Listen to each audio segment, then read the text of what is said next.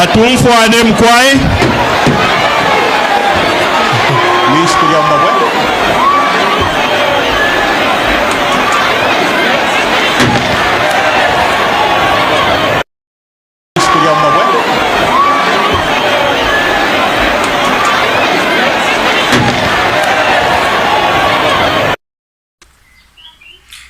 It seems like Africa is taking another direction, especially when it comes to presidency and leadership and regime transition. Recently, I witnessed the Zambian president being, bullied and busted by citizens of Chinonga simply because he was telling them what they never wanted to hear. And don't forget, during the illegal inauguration of Suluhu Hassan, the dictator of Tanzania, the Zambian president participated on that. Illegal inauguration, illegitimate.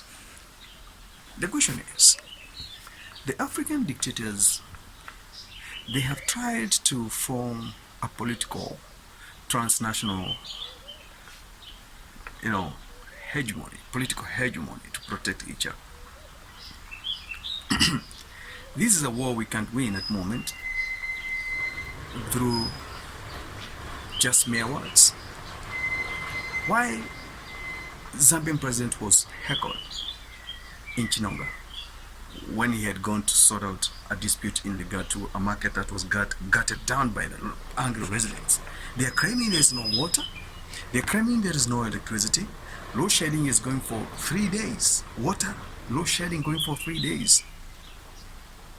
What could be the problem in Zambia? Zambians have been very quiet for quite some time. But recently, they are proactive from all diversity, local, international, and continentally, internationally, trying to bring transition in their country. They have said since the current government took over, their life has gone upside down. So what do they want to do? Transition in a government corridor, parliament corridor, it takes about 5 to 7 years in some countries. What do you expect that government to do within those 5 years? Because the first year is for structuring how to run the administration. The second year is orientation, and the third year is kick-starting. And then the fourth year and fifth year is about now rolling out the whole project. Zambians, they were so angry, they threw stones. You have seen on the video. And why they did that is because they are impatient with the regime. They want to see results immediately. And now because they think the results are not there, they're now trying to provoke. And the president was hurriedly taken away by his security details from the podium while he was addressing people. This shows you we need to wake up. And if Zambians have woken up and they have been the most peaceful people, then there's something that is brewing up in Africa that we need to put into consideration and look at it in a detailed manner. Because if we don't do that, it will catch us unaware, and it will blow once as a euphoria and take away the transition unexpectedly, and so many people will be surprised. I don't know why the dictator Suluhu Hassan couldn't see what happened in Nepal and went ahead and rigged elections. What were you expecting? That situation can happen again. And if you try to name people, multi-international NGOs will intervene.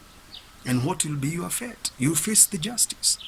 So, Zambians are neighboring Tanzania, and they're having elections next year, 2026. And Uganda at the same time, they're having elections 2026. And I see something that is not very pressing coming up.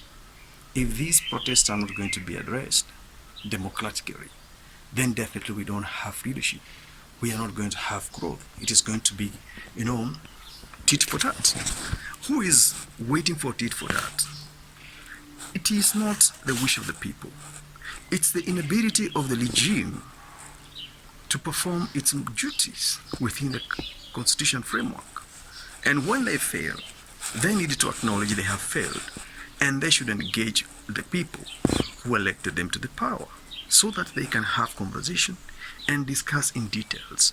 And then if there's a way forward of merging them or the opposition and the government, and then trying to look at the root cause of this problem, that way I think the temperature or the political temperature will cool down, and some adversaries would stop doing what they're doing.